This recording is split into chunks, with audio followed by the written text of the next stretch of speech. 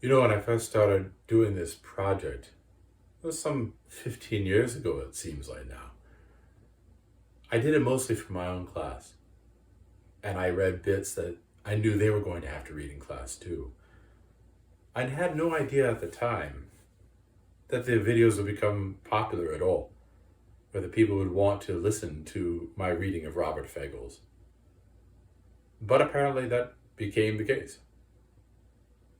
So I'm going to begin it again and see, hopefully, if I can't get through the whole of Homer's The Iliad. I begin with Book II, kind of a difficult book to read through.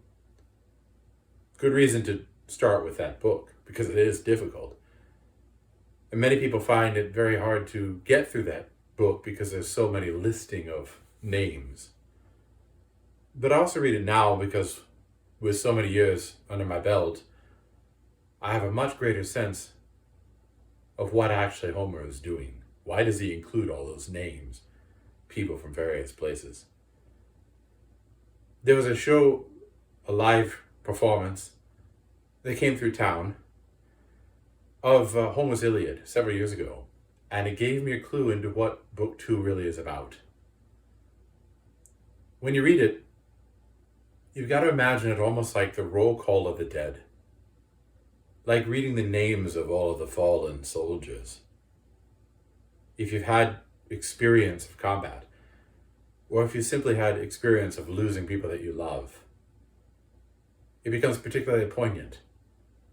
These were people who had lives, families, children, hopes, dreams, loves, cares, worries. And they went off to war, and many never came back home. And so in Book 2, what we're reading is we're really reading the catalog of human life, of human experience. And I read it like that. So without further ado, here is Book 2 of Homer's The Iliad. I hope you enjoy it. Thank you for watching.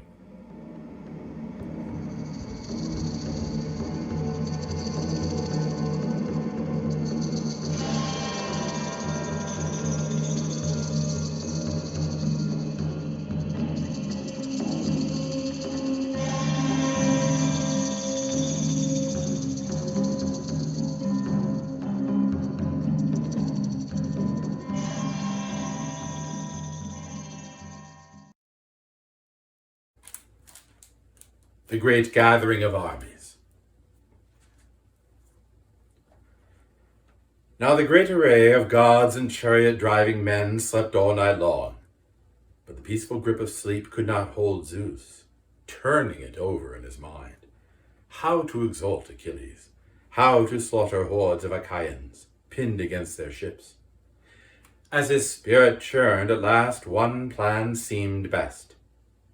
He would send a murderous dream to Agamemnon, calling out to the vision Zeus winged it on. Go, murderous dream, to the fast Achaean ships, and once you reach Agamemnon's shelter, rouse him, order him, word for word, exactly as I command.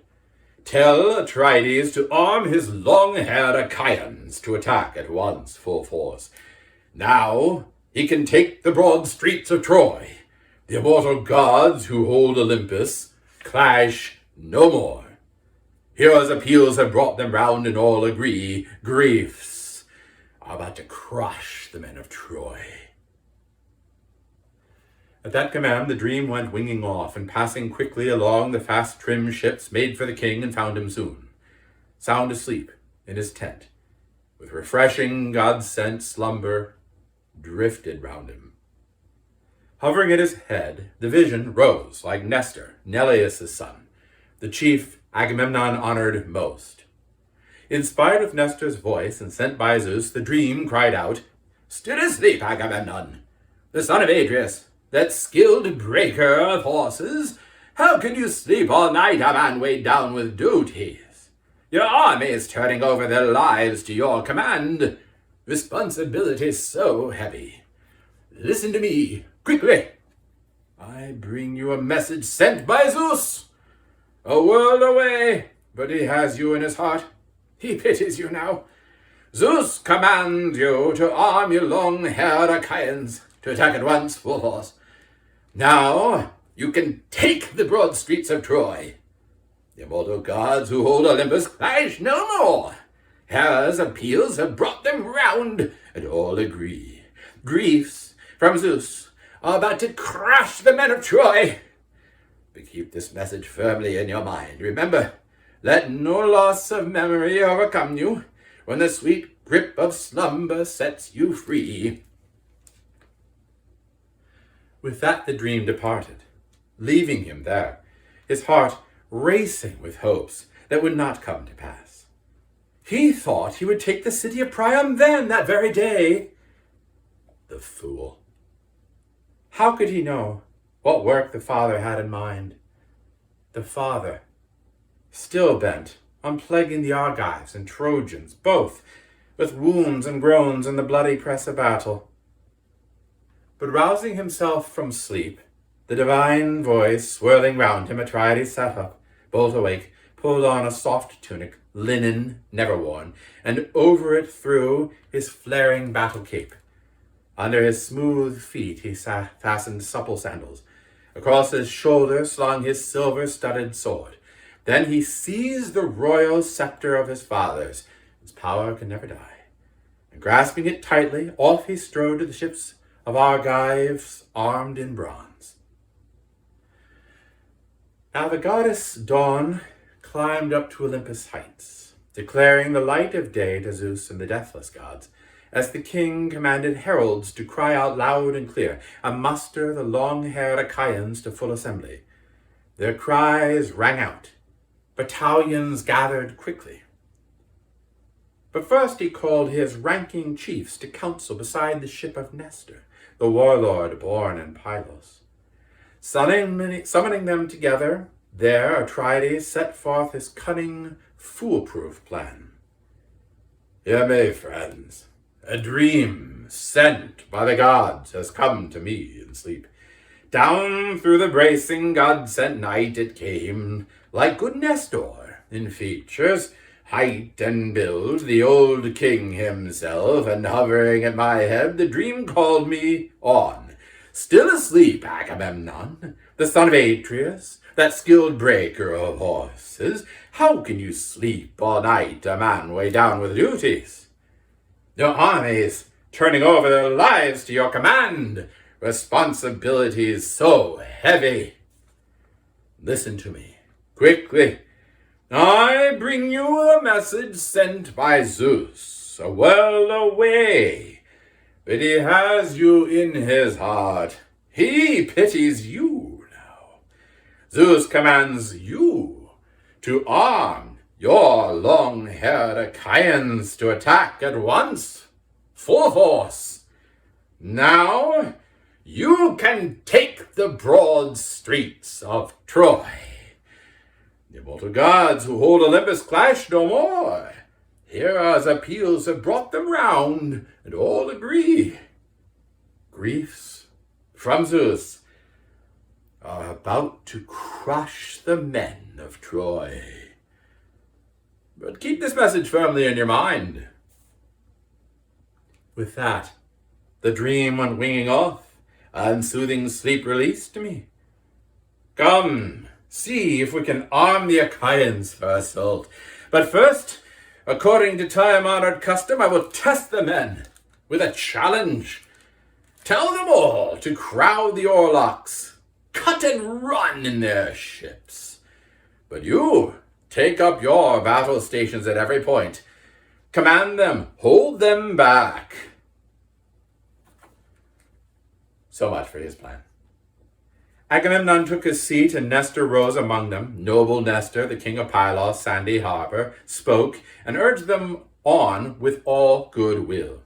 Friends, lords of the Argives, my captains, if any other Achaean had told us of this dream, we'd call it false and turn our backs upon it. But look, the man who saw it has every claim to be the best, the bravest Achaean we can field. Come, see if we can arm the Achaeans for assault. And out he marched, leading the way from council.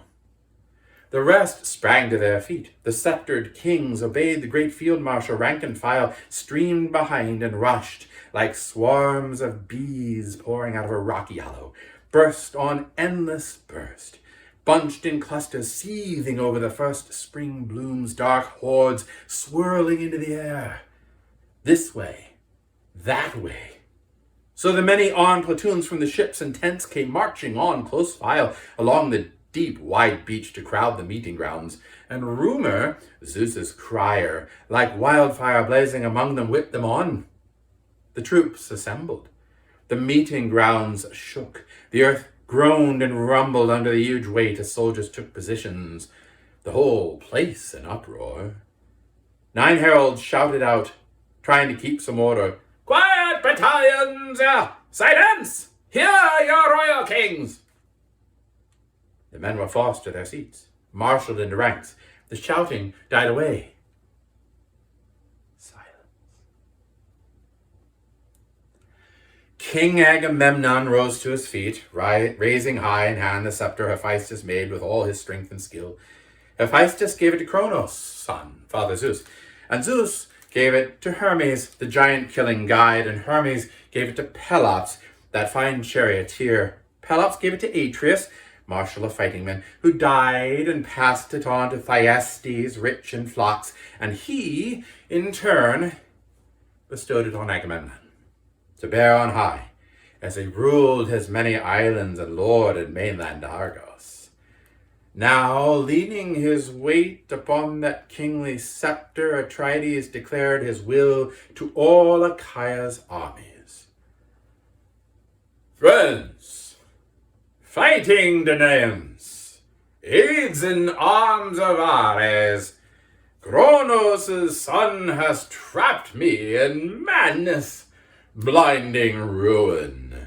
Zeus is a harsh, cruel god. He vowed to me long ago, he bowed his head, that I should never embark for home till I had brought the walls of Ilium crashing down. But now I see he only plotted brutal treachery. Now he commands me back to Argos in disgrace. Whole regiments of my men destroyed in battle. So it must please his overweening heart, who knows? Father Zeus has lopped the crowns of 1,000 cities, true, and Zeus will lop still more. His power is too great.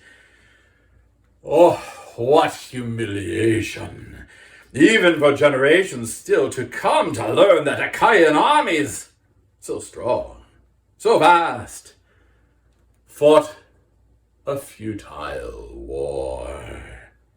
We are still fighting it. No end in sight, and battling forces we outnumber by far. Say that Trojans and Argives both agreed to swear a truce to seal their oaths in blood, and opposing sides were tallied out in full. Count one by one the Trojans who live in Troy, but count our Achaeans out by 10-man squads, and each squad pick a Trojan to pour its wine. Many Achaean tens would lack their steward then. That's how far we outnumber them, I'd say. Achaeans to Trojans, the men who hail from Troy, at least. But they have allies, called from countless cities. Fighters brandishing spears who block my way, who throw me far off course, thwarting my will to plunder Ilium's rugged walls.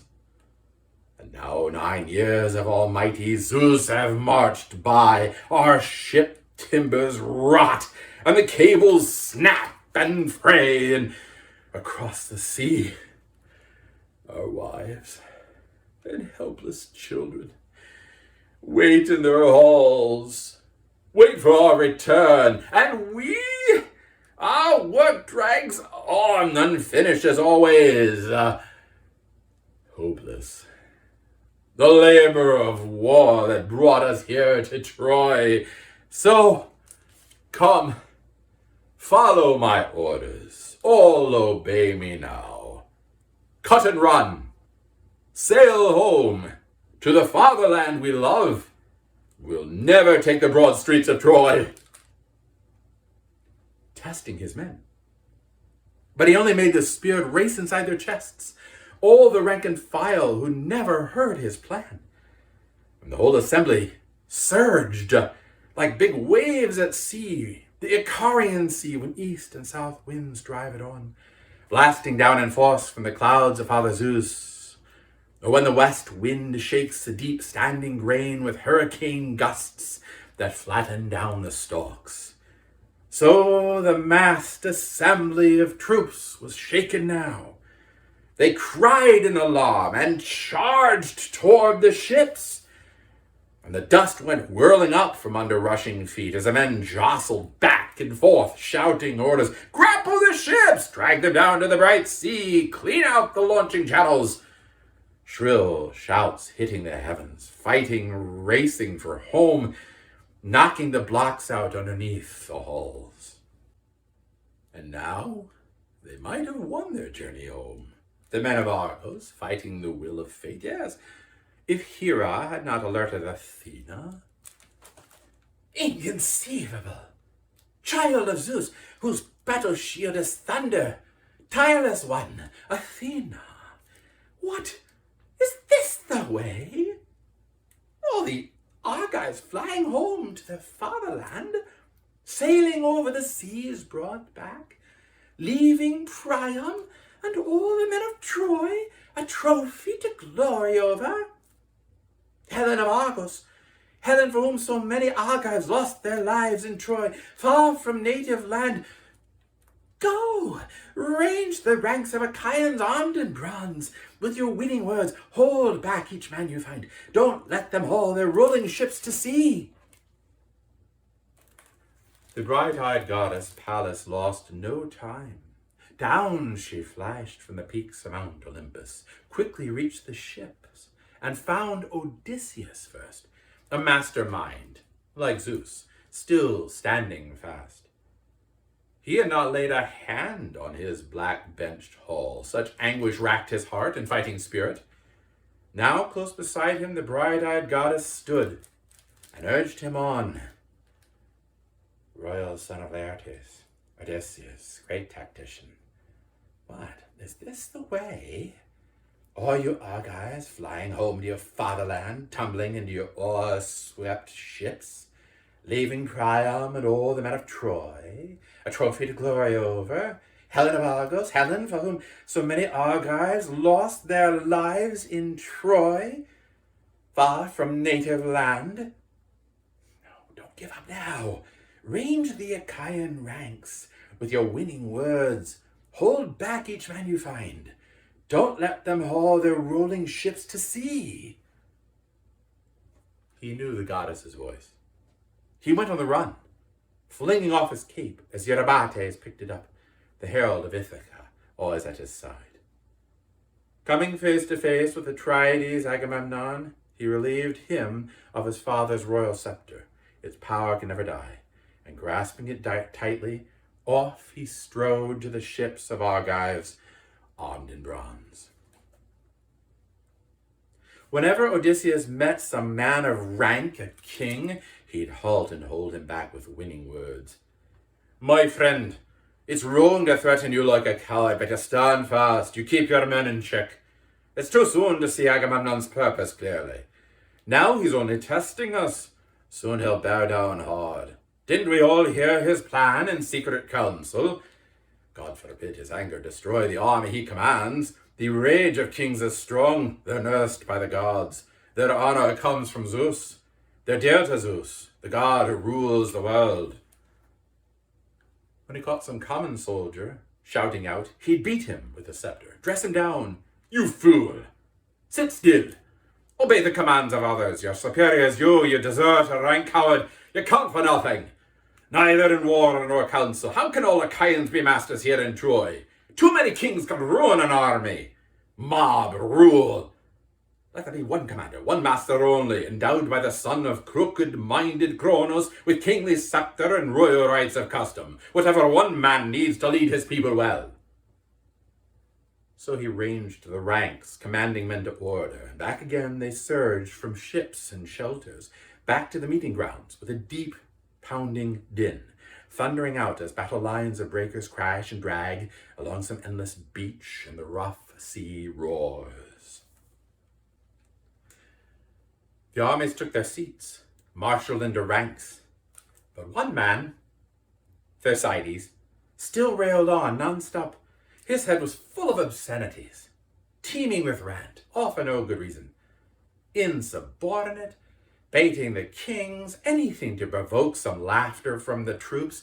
Here was the ugliest man who ever came to Troy.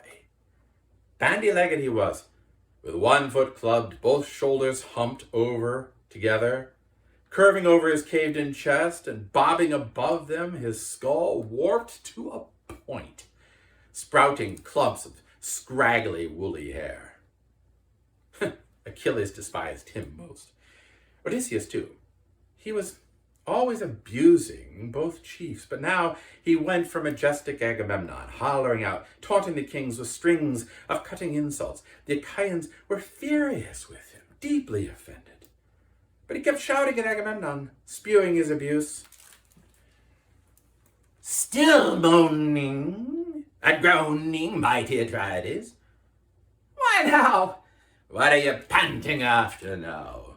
Your shelters packed with the lion's share, bronze, plenty of women too, crowding your lodges. Best of the lot, the beauties we hand you first. Whenever we take some stronghold, or still more gold you're wanting, more ransom, a son of the stallion-breaking Trojans might just fetch from Troy. Though I, or another hero, drags him back in chains. A young woman, is it? Just bred in couple to bed down for yourself, apart from all the troops? How shameful for you! The high and mighty commander to lead the sons of Achaia into bloody slaughter. Sons? No, my soft friends. Wretched excuses. Women, not men of Achaia. Home! We go in our ships. Abandon him here in Troy to wallow in all his prizes. He'll see if the likes of us have propped him up or not. Look, now it's Achilles. A greater man he disgraces, seizes, and keeps his prize. Tears her away himself, but no gall in Achilles. Achilles lets it go. If not Atrides, that outrage would have been your last. So Thersites taunted, the famous field marshal. But Odysseus stepped in quickly, faced him down with a dark glance and threats to break his nerve. What a flood of abuse, Thersites. Even for you, fluent and flowing as you are. Keep quiet. Who are you to wrangle with kings you alone? No one, I say. No one alive less soldierly than you, none in the ranks that came to Troy with Agamemnon. So stop your babbling, mouthing the names of kings, flinging indecencies in your teeth, your eyes peeled for a chance to cut and run for home. We can have no idea, no clear idea at all how the long campaign will end. Whether Achaea's sons will make it home unharmed or slink back in disgrace. But there you sit, hurling abuse at the sons of Atreus, Agamemnon, marshal of armies, simply because our fighters give Atrides a lion's share of all our plunder. You and your ranting slander, you're the outrage. I tell you this, so help me, it's the truth. If I catch you again, blithering on in this way, let Odysseus' head be wrenched off his shoulders. Never again call me the father of Telemachus. If I don't grab you, strip the clothing off you, cloak, tunic, and rags that wrap your private parts, and whip you howling naked back to the fast ships, out of the army's muster, whip you like a cur. and he cracked the scepter across his back and shoulders. The rascal doubled over, tears streaking his face, and a bloody welt bulged up between his blades under the stroke of the golden scepter studs.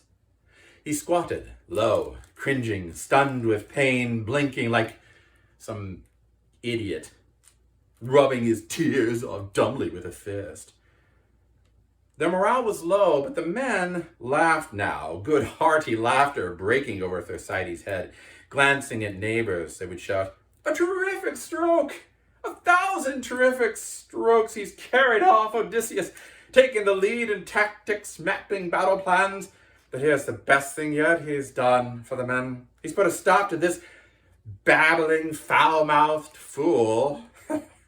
Never again, I'd say, will our gallant comrade risk his skin to attack the kings with insults." So the soldiers bantered, but not Odysseus.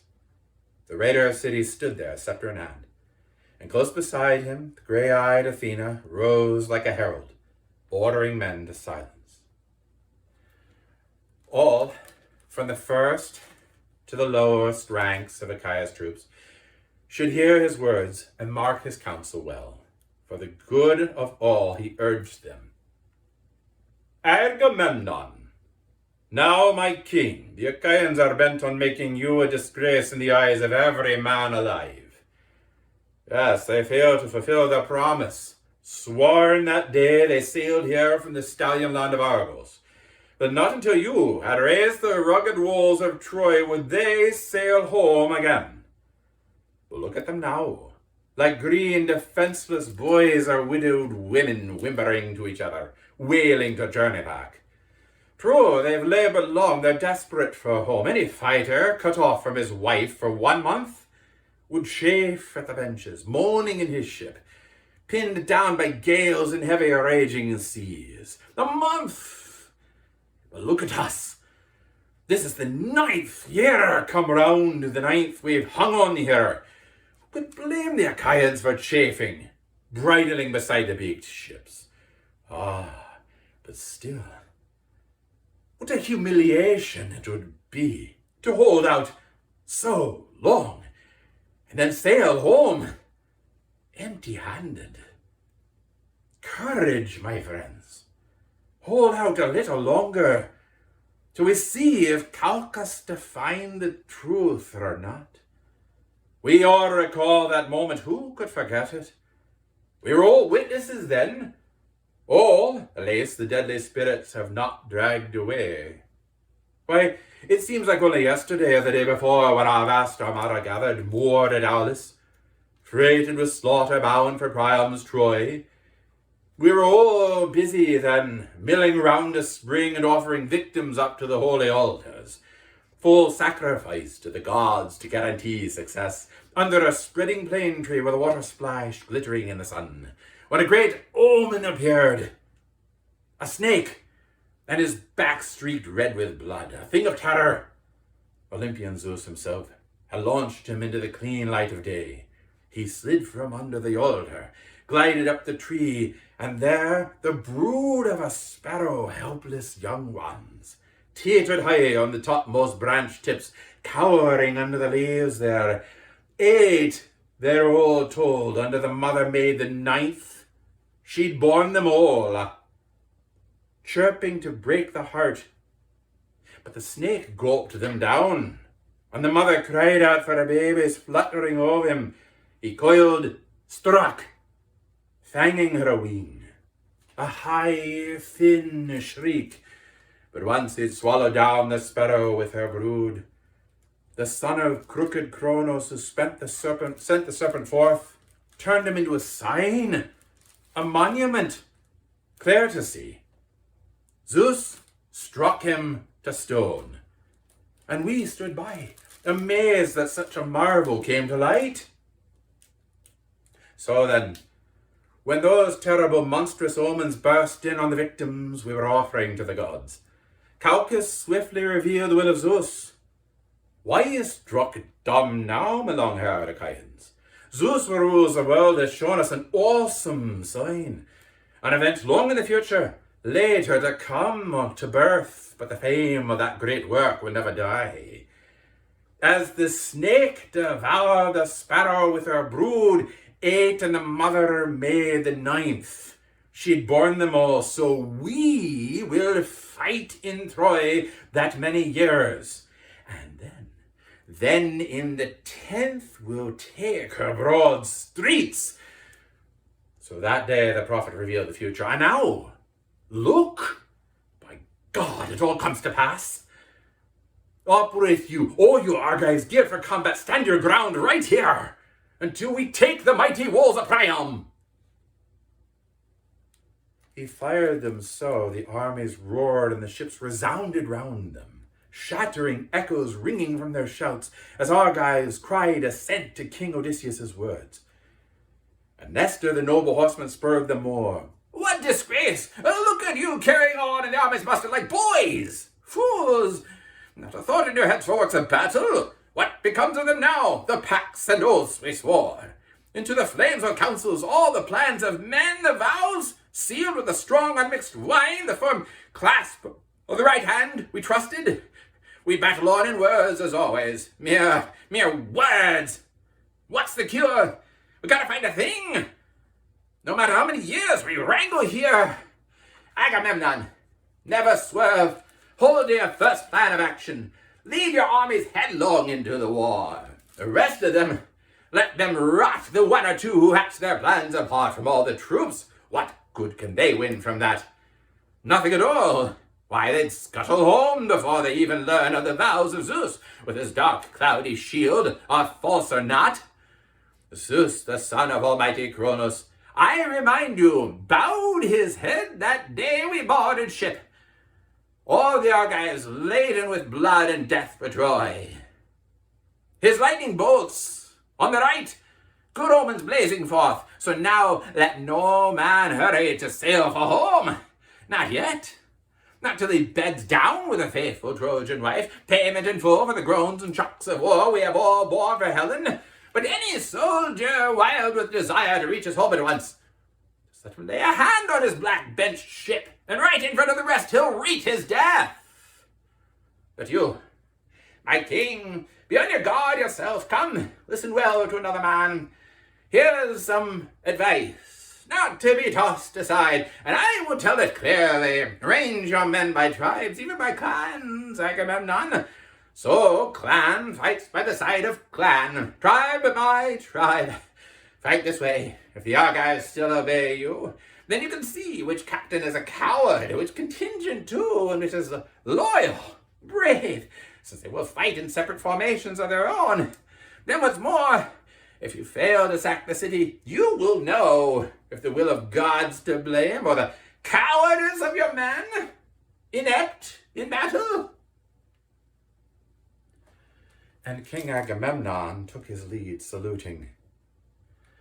Again, old man, you outfight the Argives in debate.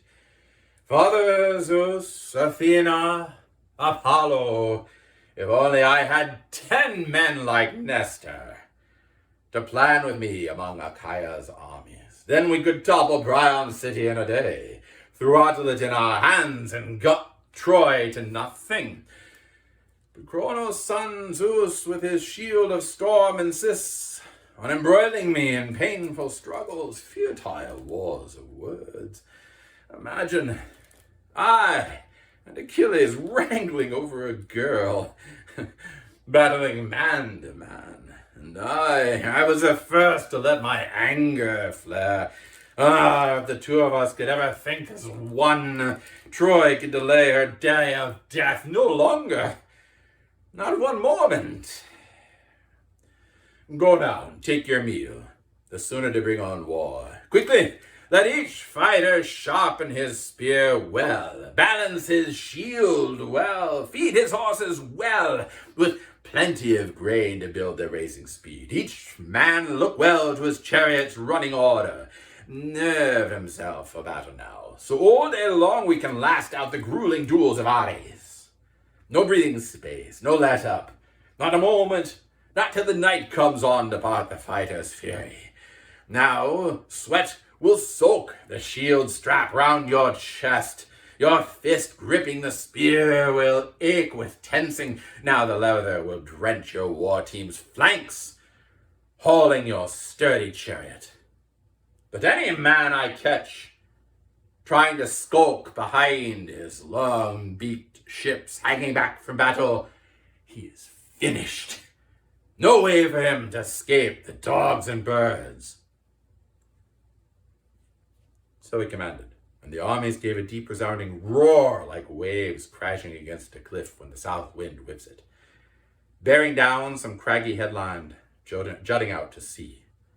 The waves will never leave it in peace, thrashed by gales that hit from every quarter, breakers left and right. The troops sprang up, scattered back to the ships, lit fires beside the tents, and took their meal. Each sacrificed to one or another deathless god, each man praying to flee death and the grind of war. But the lord of men, Agamemnon, sacrificed a fat, rich ox, 5 years old, to the son of mighty Kronos, Zeus. He called the chiefs of all the Argive forces, Nestor first and foremost, then King Idomeneus, the great and little Ajax, Tydeus' son Diomedes, and Odysseus sixth, a mastermind, like Zeus. The lord of the war cry Menelaus came uncalled. He knew at heart what weighed his brother down.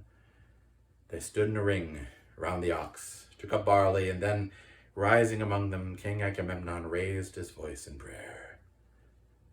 Zeus, Zeus, God of greatness, God of glory, Lord, God of the dark clouds who lives in the bright sky, don't let the sun go down or the night descend on us.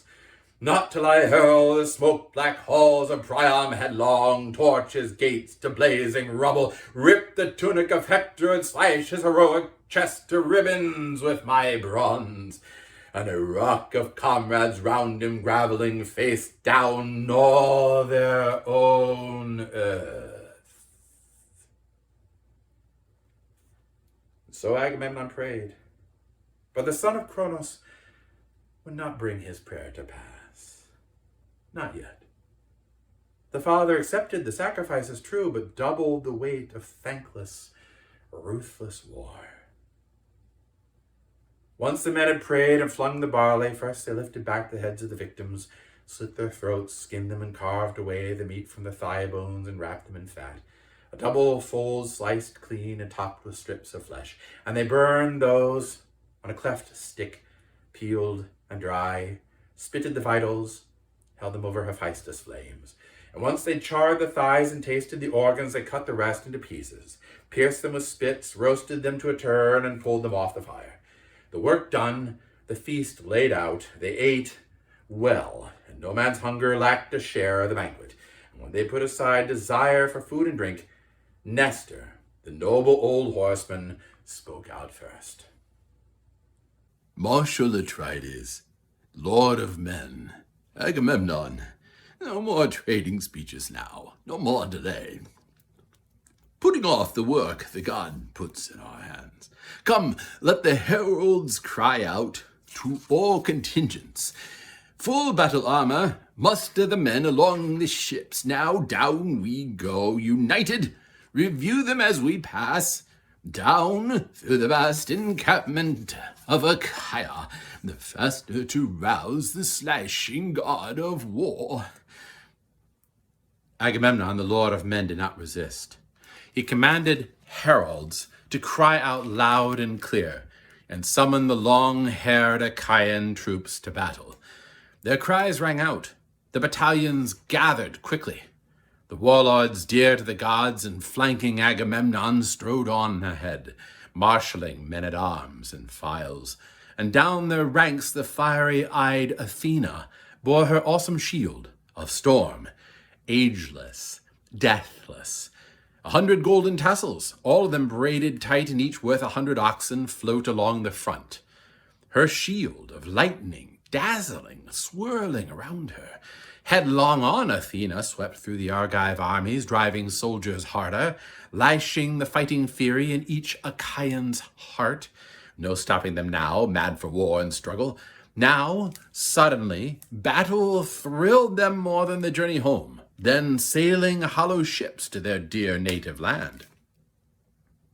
As ravening fire rips through big stands of timber high on a mountain ridge, and the blaze flares miles away, so from the marching troops the blaze of bronze armor, splendid and superhuman, flared across the earth, flashing into the air to hit the skies. Armies gathering now as the huge flocks on flocks of winging birds, geese or cranes or swans with their long lancing necks, circling Asian marshes round the Caister outflow, wheeling in all directions and glorying in their wings, keep on landing, advancing, wave on shrieking wave, and the tidal flats resound. So, tribe on tribe, pouring out of the ships and shelters, marched across the Scamander plain, and the earth shook. Tremendous thunder from under trampling men and horses, drawing into position down the Scamander meadow flats, breaking into flower. And then, by the thousands, numberless as the leaves and spears that flower forth in spring. The armies massing, crowding thick and fast, as the swarms of flies settling over the shepherds' stalls in the first spring days when the buckets flood with milk, so many long-haired Achaeans swarmed across the plain to confront the Trojans, fired to smash their lines. The armies grouping now as seasoned goat herds split their wide-ranging flocks into packs with ease, when herds have mixed together down the pasture. So the captains formed their tight platoons, detaching right and left, moving up for action. And there in the midst strode powerful Agamemnon, eyes and head like Zeus, who loves the lightning, great in the girth like Ares, god of battles, broad through the chest like sea lord Poseidon, like a bull rising head and shoulders over the herds, a royal bull roaring over his flocks of driven cattle. So imposing was Atreus' son. So Zeus made him that day, towering over fighters, looming over armies.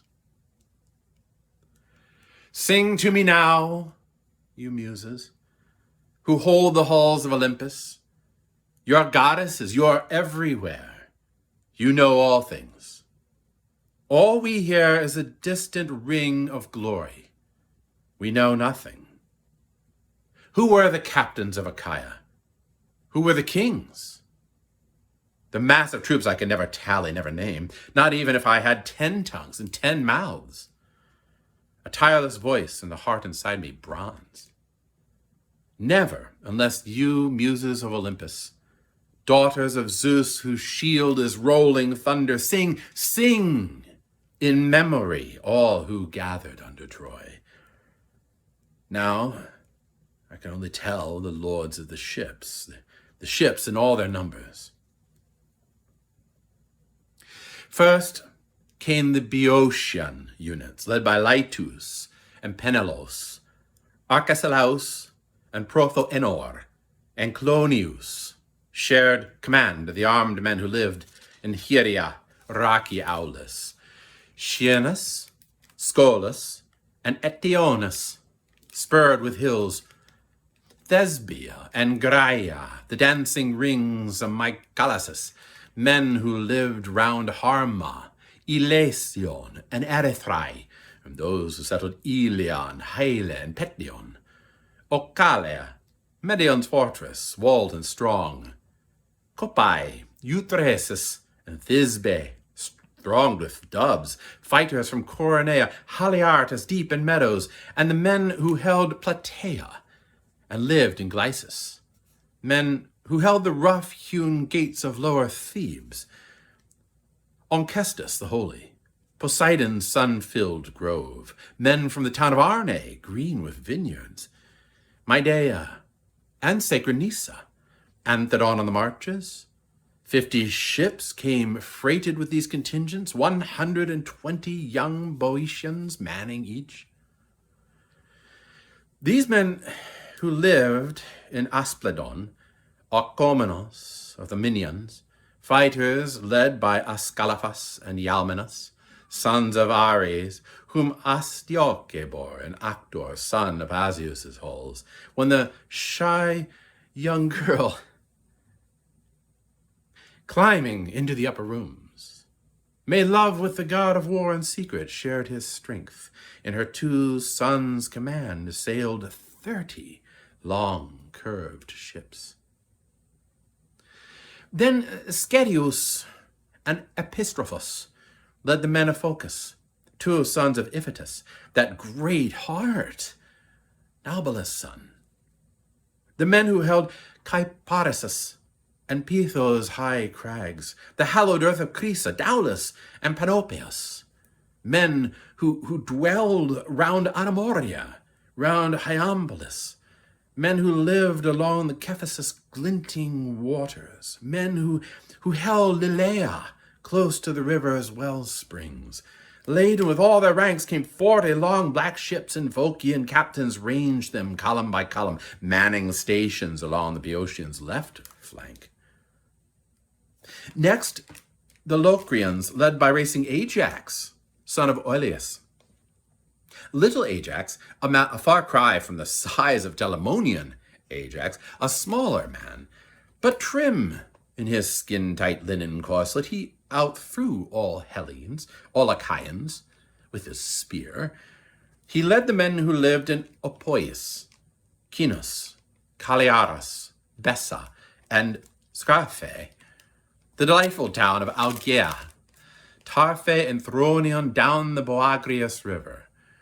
In Oilean Ajax's charge came 40 long black ships, Locrians living across the straits from sacrosanct Euboea. And the men who held Euboea, Abante's breathing fury, Caucasus and Eretria, Histiaia, covered with vineyards, Cerinthus along the shores, and Dion's hilltop streets, the men who held Caristus, and men who settled Styra. Alephanor, comrade of Ares, led the whole contingent. Chalcodon's son, a lord of the fierce Abantes. The sprinting Abantes followed hard at his heels, their forelocks cropped, hair grown long at the back, troops nerved to lunge with their tough ashen spears and slash the enemy's breastplates round their chests. In Elephanor's command sailed 40 long black ships. Next, the men who held the strong-built city of Athens, realm of high-hearted Erechtheus. Zeus's daughter, Athena, tended him once the grain-giving fields had borne him long ago, and then she settled the king in Athens, in her own rich shrine, where sons of Athens worship him with bulls and goats as the years wheel round in season. Athenians all, and Peteo's son Menestheus led them on, and no one born on the earth could match that man in arraying teams of horses and shielded fighters. Nestor, his only rival thanks to Nestor's age, and in his command sailed 50 long black ships. Now, out of Salamis, great Telamonian Ajax led 12 ships, drawn up where Athenian forces formed their line of battle. Then men of Argos and Tyrrhenes with their tremendous walls, and Hermione and Asine commanding the deep, wide gulf, Troezen, Ione, and Epidaurus green with vines, and Achaea's warrior sons who held Aegina and Mases.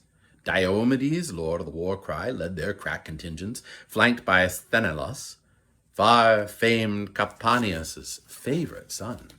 Third in the vanguard marched Euryalus, strong as a god, son of King Megisteus, son of Talaus.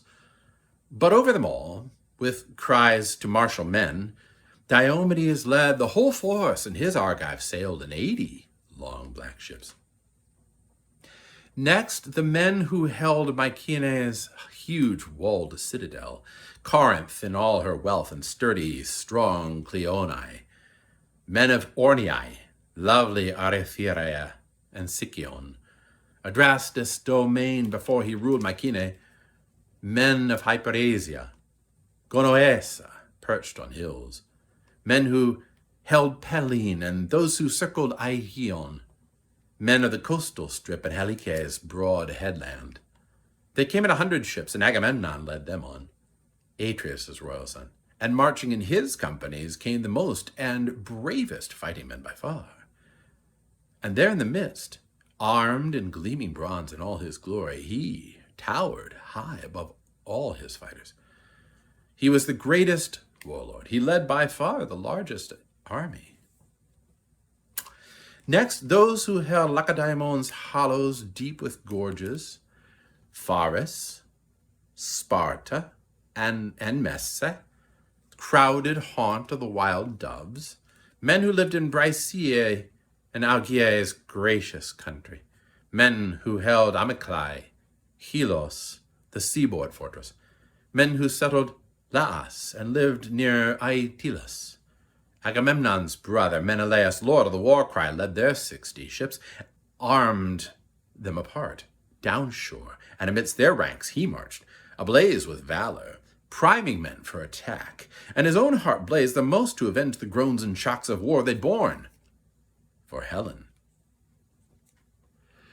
Next, the men who lived on Pylos, and handsome Arene, Thrion, and Alphaeus Ford, and finely masoned Aepi, men who lived in Kyparases and Amphigenia, Teleos, Helos, and Dorion, where the Muses met, the Thracian Thamires, stopped the minstrel's song.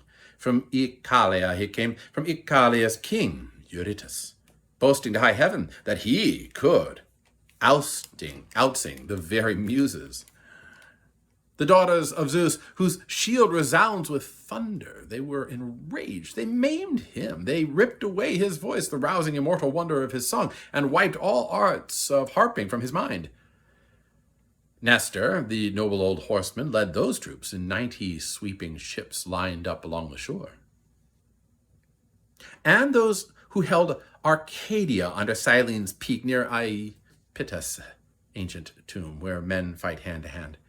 Men who lived in Phenios, and Orchomenos rife with sheep, Stratia, Ripe, and Anispe, whipped by the sudden winds. Men who settled Tegea, Mantinea's inviting country. Men who held Stymphalus, men who ruled Pharasia, the son of Anchias led them.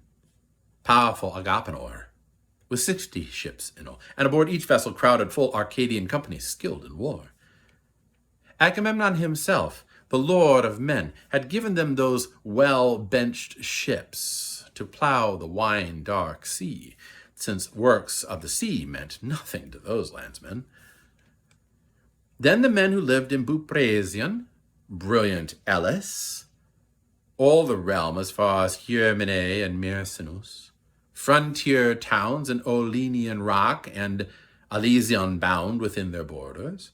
4 warlords led their ranks, 10 ship flotillas each, and filling the decks came bands of Epean fighters, 2 companies under Thalpius and Amphimachus, sons of the line of Actor, one of Eurytus, one of Cteatus.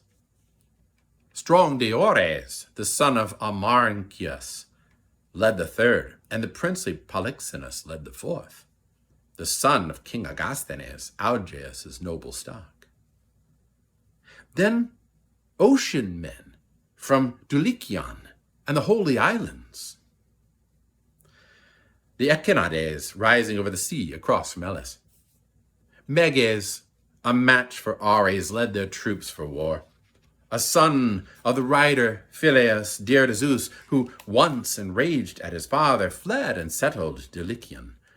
In his son's command sailed 40 long black ships.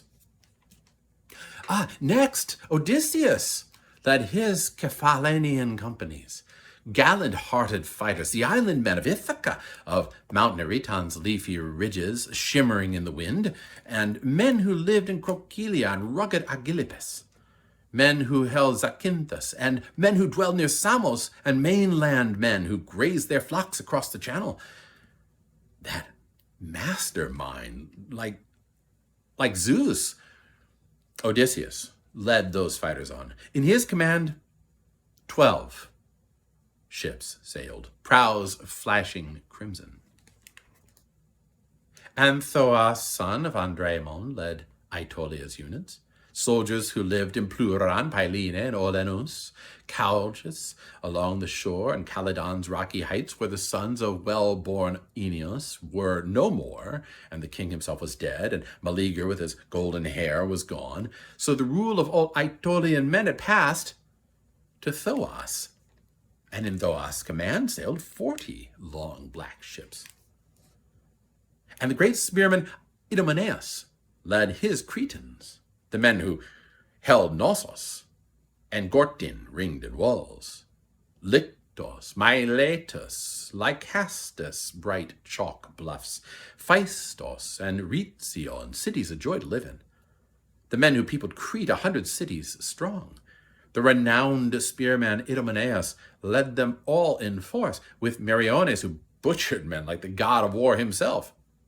And in their command sailed 80 long black ships. And Heracles' son, Tlepolemus, tall and staunch, led 9 ships of the proud Rhodians, out of Rhodes. The men who lived on Rhodes in 3 island divisions, Lindos and Ialysus and Chimaeras, white escarpment, armies led by the famous spearman Tlepolemus, whom Astyochia bore to Heracles, filled with power. He swept her up from Ephyra, from the Selleus River, after he'd ravaged many towns of brave young warlords bred by the gods. But soon his son, Tlepolemus, came of age in Heracles' well-built palace walls. The youngster abruptly killed his father's uncle, the good soldier Lycimnius, already up in years. And quickly fitting ships, gathering partisans, he fled across the sea with threats of the sons and the sons of Heracles breaking at his back. But he reached Rhodes at last, a wanderer rocked by storms, and there they settled in 3 divisions, all by tribes, loved by Zeus himself, the king of gods and mortals, showering wondrous gold on all their heads.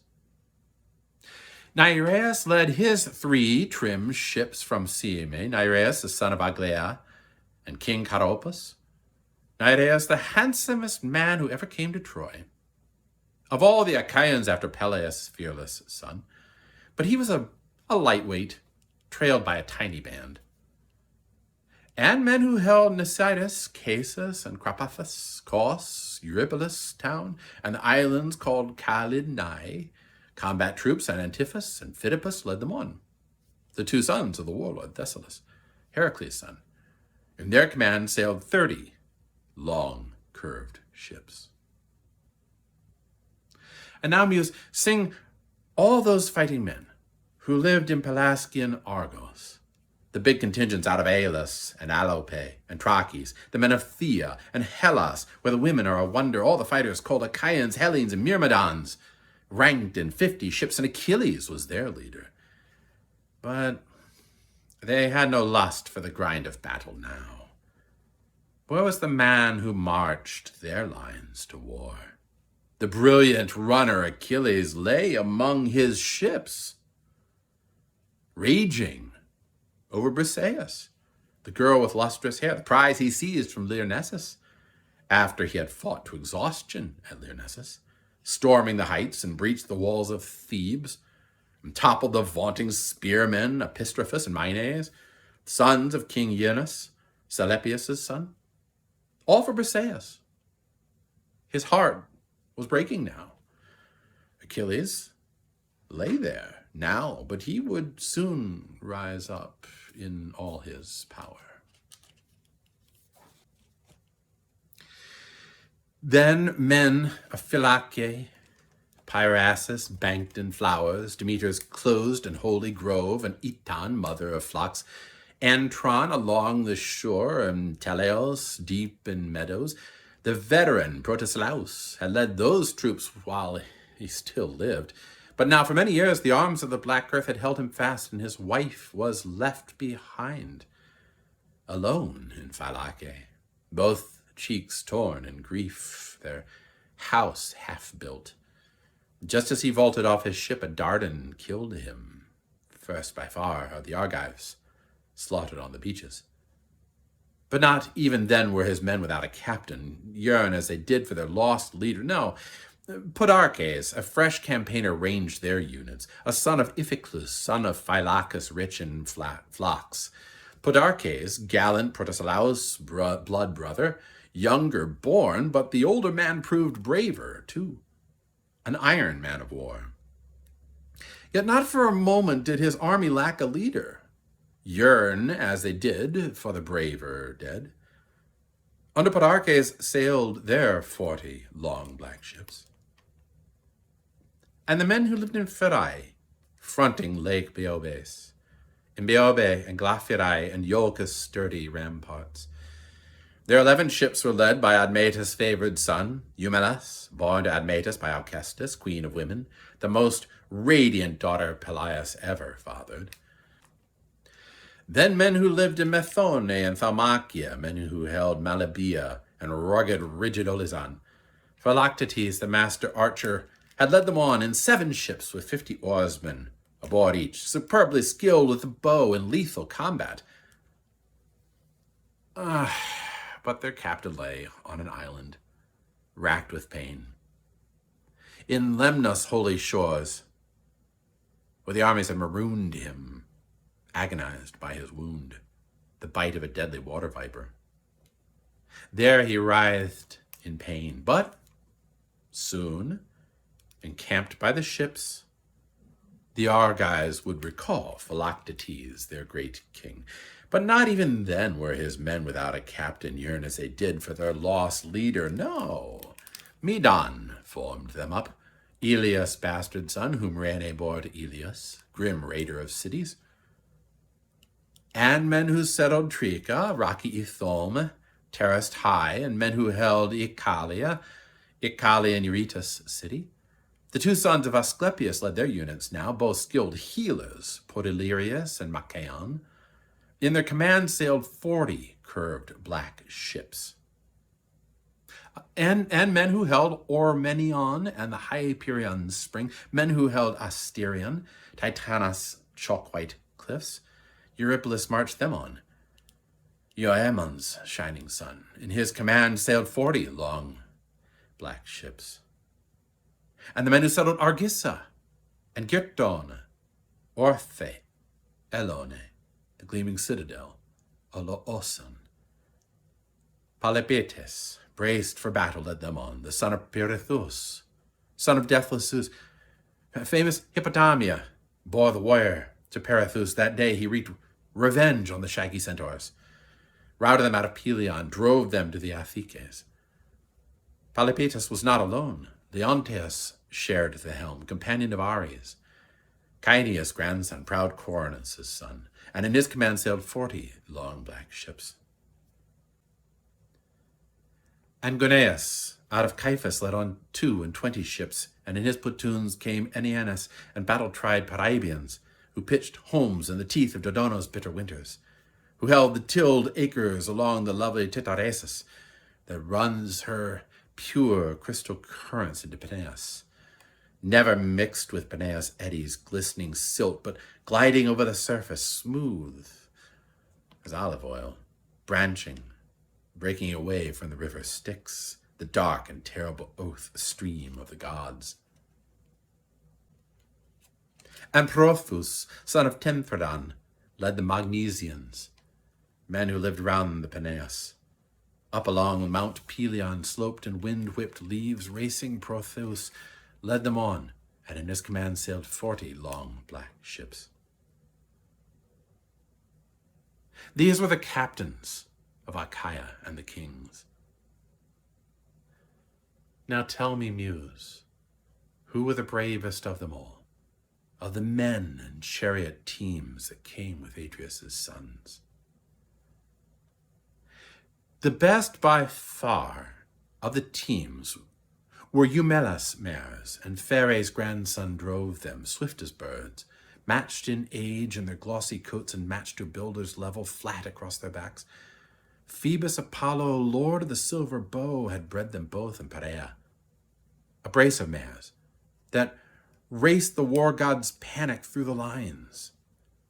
But best by far of the men was Telamonian Ajax, while Achilles raged apart. The famed Achilles towered over them all, he and the battle team that bore the peerless son of Peleus into war. But off in his beaked seagoing ships he lay, raging away at Atrides Agamemnon, king of armies, while his men sported along the surf, marking time, hurling the discus, throwing spears and testing bows.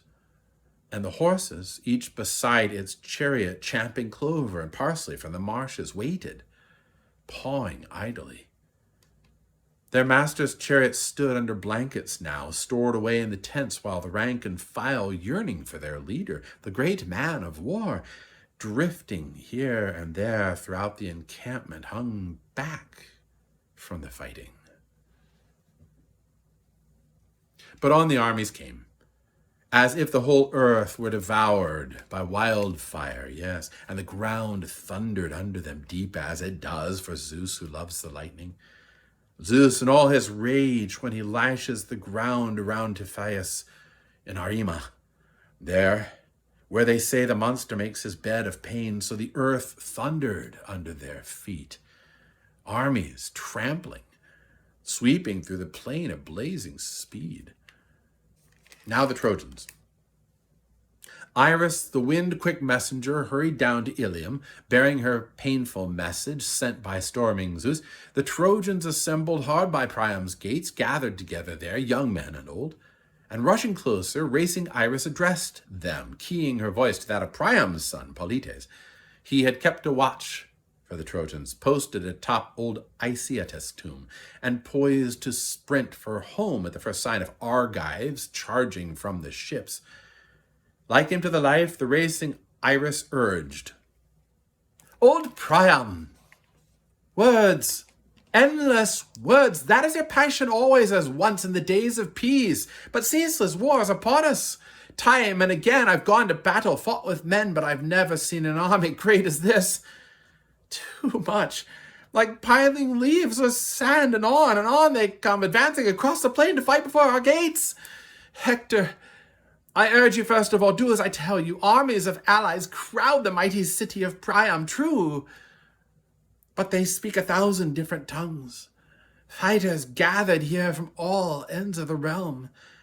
Let each chief give commands to the tribe he leads, move them out, marshal his own contingents. Now! Hector missed nothing. That was a goddess's call. He broke up the assembly at once. They rushed to arms, and all the gates flung wide, and the Trojan mass surged out. Horses, chariots, men on foot, a tremendous roar went up.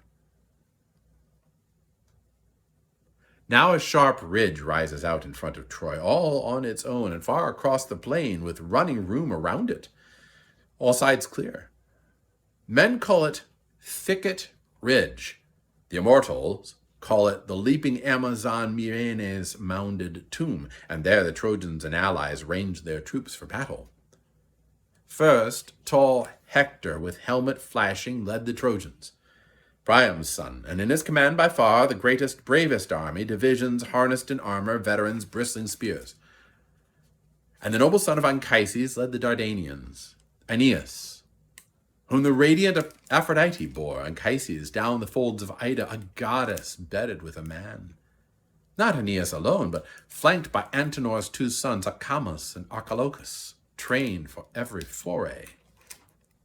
And men who lived in Zelia under the foot of Ida, a wealthy clan that drank the Aesepus dark waters, Trojans all, and the shining son of Lycaon led them on, Pandarus, with the bow that came from Apollo's own hands. And the men who held the land of Ipasus and Adrestia, men who held Ptaea, Terea's steep peaks, the units led by Adrestus, joined by Amphius, trim in linen corslet, the 2 good sons of Merops out of Percote harbor, Merops, adept beyond all men in the mantic arts. He refused to let his 2 boys march to war, this man-killing war, but the young ones fought him all the way. The forces of Black Death drove them on. And the men who lived around Percote and Bractius, men who settled Cestus, Abydos, and gleaming Arisbe. Asius, son of Hyrtacus, led them on, captain of armies. Hyrtacus, offspring Asius. Hulking, fiery stallions bore him in from Arisbe, from the Selleus River. Hippothous led the Pelasgian tribes of spearmen, fighters who worked Larissa's dark, rich plowland. Hippothous and Pylaeus, tested soldier, led them on, both sons of Pelasgian Lethus, Teutamus' scion. Acamos and the old hero Parus led the Thracians, all the Hellespont bounds within her rip-tide straits. Euphemus led the Cyclones, fighters armed with spears, son of Troezenus, Chaos' son, a war lord bred by the gods.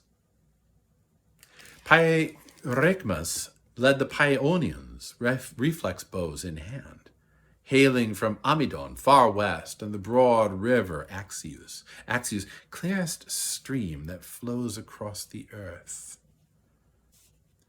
That burly heart, Pylaemenes, led his Paphlagonians out of Anician country, land where the wild mules breed, the men who held Kytoras and lived in range of Sesamus, building their storied halls along the Pythanius River at Cromna, Aegialus, and the highland fortress at Athene. Odius and Epistrophus led the Halizonians out of Alybe, miles east, where the mother-lode of silver came to birth. Chromis led the Mysian men with enormous seer of birds, but none of his winged signs could beat off Black Death.